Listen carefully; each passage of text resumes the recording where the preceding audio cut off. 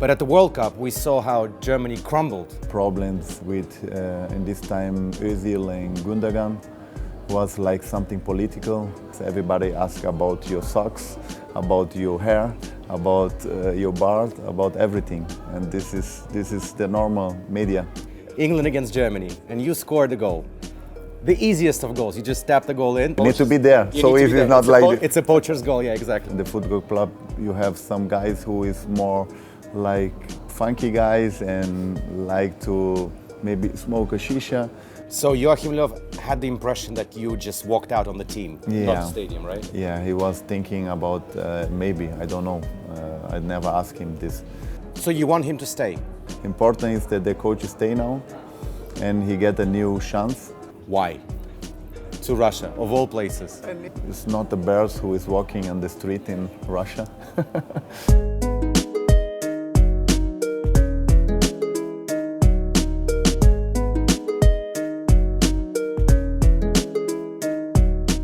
Hello everyone watching and listening to The Raw Take, the unbiased and frank conversations about all things sport.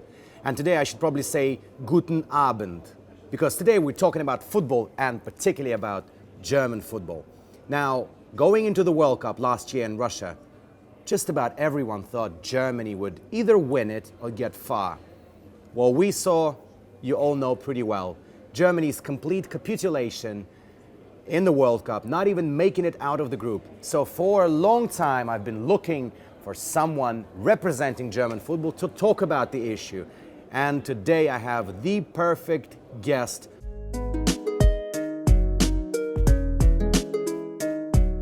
And my guest today to talk about these subjects is the one and only Kevin Kураньи, who used to play for the Germany national team, 52 caps, right? Yeah. 19 goals. But apart from that, obviously, Kevin played for Stuttgart, for Šalke, for Dinamo Moskva, and for Hoffenheim. Yeah. Welcome back to Moscow. Thank you very And I'm much. saying back to Moscow because you are fondly loved here and you know that. Of course, I love this city and I have a lot of good friends here. And I have a good time with Dinámo Moscow and with all my friends. That's why I'm happy to be back here. I saw you during the World Cup in the street and you looked very happy the night before the final. Yeah. It was a great World Cup, wasn't it? Yes, it was really nice. The Russian people was making a very good organization. All the people who is coming from the other countries was happy and was feeling like really good. And I heard only good things about Russia and I'm happy for this. Definitely, I still reminisce all those days. It felt like magic. But you were mentioning the happy people. I suspect not all people were happy, particularly the fans of the Germany national team. Yeah. Kevin, you played for Germany in a really interesting period when the country's national team was transitioning from, eras of success into wilderness, into something uncertain, and then boom, third place at the World Cup, domestic World Cup, and then the Euro finals, and then obviously the World Cup in Rio. What happened this time? Germany was touted as one of the biggest favorites, and what went wrong? I think this is the big problem, because if you win a lot of titles, if you are growing up like many years, and then you win the World Cup in Rio, after come big pressure for the team, because everybody was looking for Germany, everybody was thinking the World Cup champion is coming to play with us, and then I think for some players was too much pressure, and also for the other teams was like a big motivation to win versus the big world champion, and this was maybe the difficult things in the German national team. But did you even expect that Germany would not even make it into the knockout stages? I mean, this is disastrous. This was really disastrous. I think everybody in Germany and also the players and the coaches was not happy with this. Nobody was expecting that we don't come to the next round. But this is football, and that's why I love football, because they can change like this. If we go back in history, you played for the Germany national team between 2003 and 2008. You were even substituted into the game in the Euro finals, which Germany unfortunately lost to Spain, as we remember. 2006, we actually spoke to Jürgen Klinsmann just before the World Cup. He told us the big, long story about how nobody expected Germany to do anything. And it was a domestic World Cup. I mean, look, Russia did so well at the domestic World Cup. It's true. Germany did even better, third place, when everybody was writing Germany off. But the process itself of transitioning, of getting hope and money into young players in Germany back in the days, do you think the same situation should be happening now? Do you think that this disaster at the World Cup in Russia for Germany should be as a wake-up call? I think for sure will be like this. All German teams and all German coaches are looking to the next young top players. They invest a lot in the young foundation and the young training camp to grow up the next champions. And of course, if you see the new mentality, if you see the coach as trying to find the new way to get again the best German team back, and I think it will be a big investment from time, from thinking, from working, from everything to get again the big German champion team. Do you think maybe, and I'm not trying to, spark any kind of controversy here, but again, if we compare this with the past, when the reins of the German national team were given to Jürgen Klinsmann, a very young manager, with nothing really to show for himself, and yet he's achieved a major success in the circumstances. Third place at the World Cup, that's major. Yeah. At home. Do you think maybe it's time for the German national team to change its management? It's a good question. Of course, after the World Cup, everybody was asking this question to me and to everyone who was in front of the television. What is the important decision? Take a new coaches and start it from zero to find a new way, a new mentality, a new fresh air in the national team, or maybe stay with the coaches. He's already, I think, 10 years.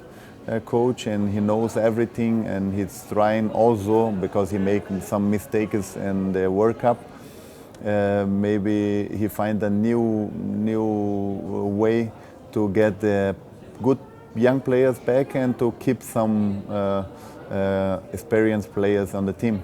Important is that the coach stay now and he get a new chance, and now he need to show in the next European Cup that German is getting better. So you want him to stay? Yes, he is already, I think, make his contract and he will stay. And I was also thinking about maybe he can find a new way to get the team back stronger. Kevin, but you played for his team.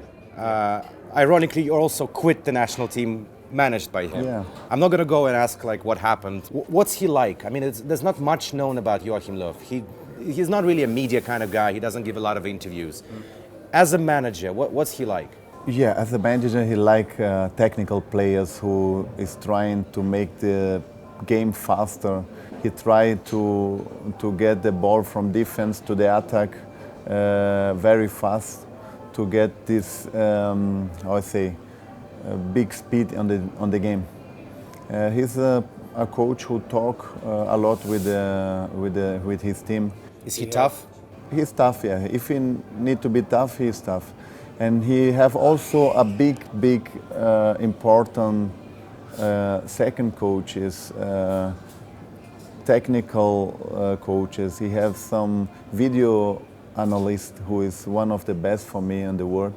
And he's have a good team who can keep the team strong and make it better. What surprised me the most about the Germany's performance at the World Cup is you almost, predisposition to think that the level of discipline inside the German team would be always very, very high.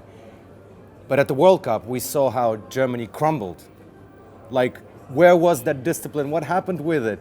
And was it down to the manager to get his players back on track? The bad thing who was working before the World Cup was a lot of median problems with, in this time, Özil and Gundogan. Was like something political, and all the team was broken in this time. Some guys was moving from his group, and it was a big problem on the team inside. So it did exist, right? Because there were people in the Germany national squad, in the football association, who said that no, everything's fine, we have a synergy. But there was a problem inside the team. Of course, they try to keep it secret, that is not a problem. But on the end of the World Cup, you see that was a problem because nobody was really concentrate. Özil was playing one game, and after the next game was not playing. And then you see some guys talking on the television or making some interviews who was not good for this moment. And there you see a lot of problems on the team. I remember not so long ago, recently, there was even sort of an investigation or revelations from the camp. I think it was Der Spiegel who published this article, that it wasn't just a rift, it wasn't just a conflict of players, it was something involving ethnic backgrounds and downright racist things happening inside the team. You played for the team. Can you even imagine something like that happening inside Joachim Löw's team? Like not something like racist team, but of course in every team in the world you have your 2-3 best friends, you know, and then you have like groups on the team. If you find a team who is really don't have this, then it's I want to meet this team, because it's normal in the football club. You have some guys who is more like funky guys and like to maybe smoke a shisha, but you have also another group who is, but you have also another group who is maybe trying to keep his lifestyle different. And of course, on the end, you need to be a team on the pitch. If you are a team on the pitch, nobody asking about you what you do after the game or before the game. You know, because you show a quality, you show winning games, and you show that you are a team. But if you have some problems, everybody asks about your socks, about your hair, about your beard, about everything. And this is the normal media from today. The suggestion by Der Spiegel was that the camps inside the national team were basically Germans against immigrant Germans or something like that. And my question was, do you think that this is even possible in the Germany team, considering everything, considering how multicultural the team has always been? Not everyone really German. You have like some guys who is coming from, what I can say, Turkey or Ghana or I don't know.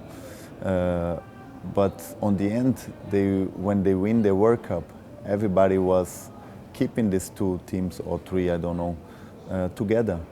Because they know we are a team, they know we need to win something together, and we want to show that we are German, the best team in the world. When it's coming some problems, then everybody find something. What I mean with hair, with shisha, with some immigrants or no immigrants. And that's the media, what I tell, that sometimes talk a little bit more than that's true.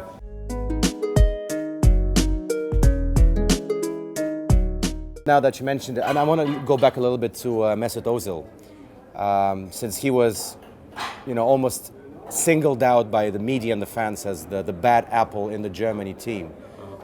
Do you think that's the case? Do you think he's the bad apple? He's not the bad apple. He is a top player who I play also together when he was young in the Schalke 04. He's of course a special player.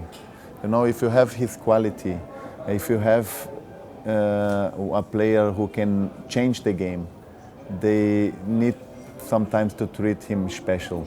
I play with a lot of players like this because I know they are also special. When was the World Cup? In Rio. He was playing all the games, he was making the game, he was helping this team to be world champion. And everybody was talking good, and Özil is the best, and everything is good in him. And when it's coming the problems, like in the Russian World Cup, maybe he make a big mistake. I hope he knows that he was a mistake, but it's his own decision, and nobody can decide for him. that the people was writing very bad about him, writing that he's not a German, he's a Turkish guy, that writing really not nice things. And then he's the problem for the team. Do you think that broke him in some way?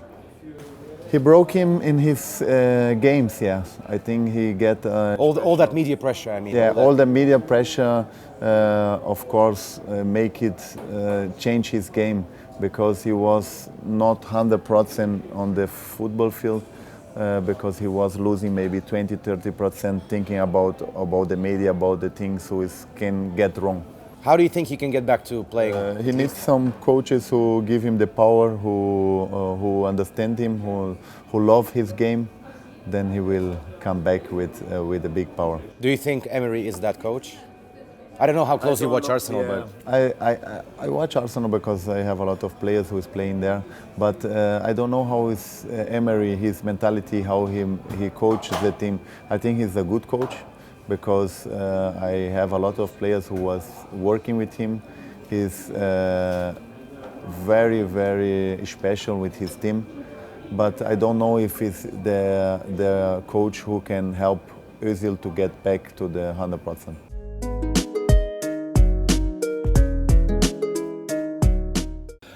Kevin, now that we mentioned England, there was one game that I remember very well. Of course, it was a friendly. Irrelevant, but it was at Wembley, England against Germany, and you scored the goal. The easiest of goals, you just tap the goal in. Nevertheless, it's a You need to be there, so if it's not like... It's a poacher's goal, yeah, exactly. That's the way it has to be. How did it feel? Especially on the back of that defeat. I think it was the first game in Wembley. Yes. In the new stadium, Wembley, yeah, the new Wembley. And of course, it was very nice for me to score a goal there. We win 2-1. I think with this goal, we win this game, and everybody know the English team, everybody know the English player, and it was very nice to win the first game in Wembley Stadium with a goal from me. Do you understand that you made history, that you beat England in a friendly at a new Wembley Stadium? Yes, was like a small history, but it was nice to be there. After that, obviously that was 2007, the next stage was the Euros 2008, where England didn't even go. You made it to the Euros. You were a substitute in the final game. 1-0, I think it was Fernando Torres who scored the winning goal. Obviously a heartbreak. Germany didn't win. Obviously a heartbreak. But after that, some 2 months later... In a stadium who I don't like so much. Right. But nonetheless, you walked out of that game. You weren't even in the 18-man squad. And you basically said nothing. But then Joachim Löw said that he's never going to take you back in. Yeah. What happened? Oh, this was really a special moment in my career. I think one of the most bad moments for my career. Of course, was everything going well. I was playing and having really success with the team. I was playing for Šalke in this time, and we played with the national team in the Dortmund stadium. And if you know, Schalke Dortmund is all not so the best friends. The derby, yeah. Yeah, the derby, and the fanatic is like hating the Schalke players, and the same like Schalke fanatic don't like the Dortmund players. And the coach was taking a decision who was not good at the moment for me. Maybe I make also a wrong decision after, but I was talking to the coach that maybe he let me in the first 18, because it will be very difficult for me to stay outside in the stadium from Dortmund watching a game from Germany. And he said, no, I concentrate now for the game, let's go, and everything okay. So you walked out of that stadium because you felt bad in that stadium particularly, right? Yeah, because in the stadium when I was walking inside, it was like somebody throwing me papers, making a lot of bad things who I was thinking, I'm not for this here, you know? And then I get like an explosion in my mind, and I go from the stadium. And I make a big mistake that I put my phone off and don't answer no calls and everything, and this was after and the next day. So Joachim Löw had the impression that you just walked out on the team, not the stadium, right? Yeah, he was thinking about maybe, I don't know, I never asked him this. But maybe he was thinking, okay, I cannot do this with the team. It's not professional, and that's why he take this decision. Have you ever had a chance to talk to him about that? After that? No, of course I talked to him about another things, but I never asked him about these moments and about his decision. I think everybody take a decision in life. This was for me not good, but I need to understand this, that I make also a mistake. Kevin, after that, 2 years later, you are basically at your peak, at your prime. You're scoring bags of goals for Schalke. I really do remember that one goal you scored. I think many people say this is your best goal in Germany. Yeah. The overhead kick against Dortmund from Hamid's pass. Yeah. My God, that was scintillating. But you moved to Russia, to Dinámo Moscow. Yeah. Why? To Russia, of all places. I need to say the truth. All the packet in this moment was for me good. Of course, it was a big money. I don't need to say I come from because I know that the city is nice. After, yes, but before I don't know that Moscow is so nice like I come and I know now. But the club was thinking about to grow up. They was taking a lot of top players from the world, like Voronin, like some national players from Russia, like Samedov, and this time Hokhlov and Tima, and I can tell you a lot of good names who was playing this time. And it was for me like something special to get a normal team from Russia and put him to play in Europe or to grow up with this team. Which you did. Yeah, and of course we have a little bit luck, but also we play a very nice seasons. And that's why I take the decision, let's try this, let's also get a good money for this, and why not? And after I was happy to make the decision that I stay 5 years. Yeah, that's 50 goals. Yeah. Probably even more because there are like cups and everything else, but 50 league goals as far as I remember. When you moved, you said you didn't know where you were moving. What stereotypes that you had, or maybe thoughts that you had before moving to Russia, which of them stayed and which of them went away? What changed in your perception? I think it's not the bears who is walking on the street in Russia. I wish I saw one. Yeah. But of course, a lot of it's a long winter, a lot of snow, and the traffic is really, really bad. I hate the traffic. Oh, tell me about it. Yeah. But the rest, I was really impressed about the people, about the nice restaurants, nice places who Russian have, and I feel really comfortable, and I feel really good to find a lot of good friends here, and that's why I prolong also in this time my contract, because I was feeling a good time in Russia. So you half Brazilian, half German, find your home in Russia in the cold. Like, okay, 3. Russia, Brazil, Germany. Panama. Panama, yeah. Oh. But you do understand you are a Dinamo legend proper, because I know few Dinamo fans. One of them is actually sitting right here behind the camera. Yeah. There he is. Very good. So he probably would be interested to know as well. You left Dinamo at 14-15 season. Yeah. Went back to Germany to Hoffenheim. Yeah. And then Dinamo just derails and crashes into the second league. What do you think happened with the club? They're only now back into the Premier League, but are struggling of sorts. I think they was missing me, yeah? They're missing you. I'm joking. Get back to Dinamo. No, of course. It's, I don't know, when I go was a lot of problems after they go to the second league. I was really, really feeling bad that my club, who I feel so good, who I have so nice moments, who I have so many friends, going to the second league was not easy. But good that they come back to the first league, that he fight and do everything to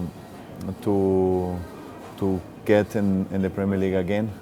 And now, of course, now we need to find a good way to get the really Dinamo from this time, who was playing Europa Cup, who was playing the final from the cup and also on the top 3 or 4 from the Russian league. I hope that is coming a new sponsor. I think VTB is coming back. It's very important for the club, and I'm happy for this. And will be fine for Dinámo Moscow and for all the Dinámo Moscow fans who I love it so much.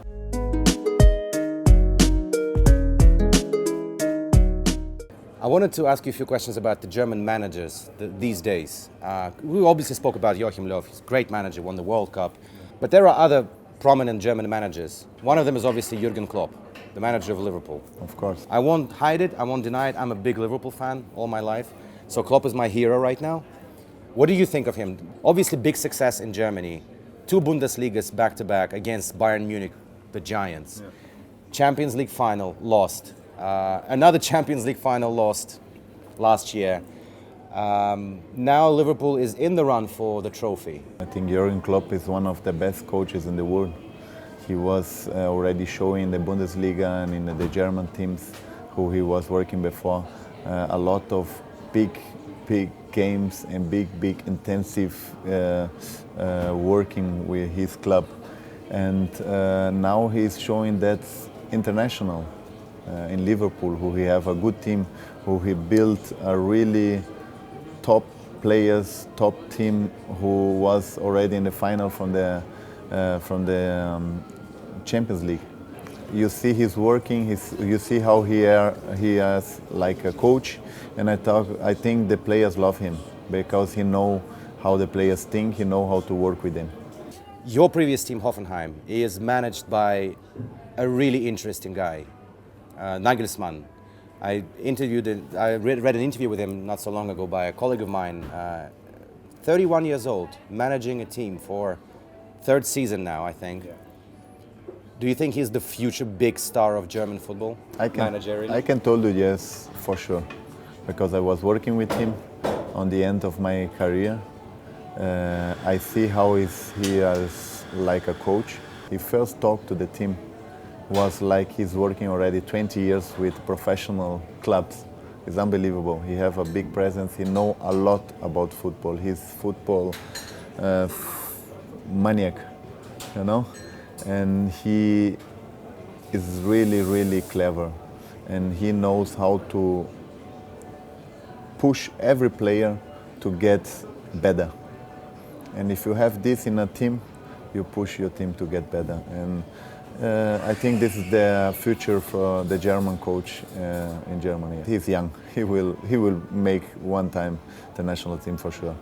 The question is, I mean, I don't want to diminish Hoffenheim in any way, but it's quite clear if you compare Hoffenheim with Bayern Munich or any other club, let's say Manchester United, Chelsea. Yeah. Chelsea will be looking for a manager pretty soon, I guess. Yeah. Do you think he should make a transition to a big powerhouse club? He's making now the transition. He's going to Leipzig. He's, of course, for him, it's very important to learn also with the professional teams. Now he's playing Champions League. Now he's going the next step, going to Leipzig, who have a lot of young top players who can also have the power to buy some players for 20, 30 millions and get in the next step. I think after Leipzig, he will make the big step to the big clubs and show that he's one of the best coaches from Germany at the moment. Okay. Thank you so much, Kevin. I appreciate your time. Thank you so much.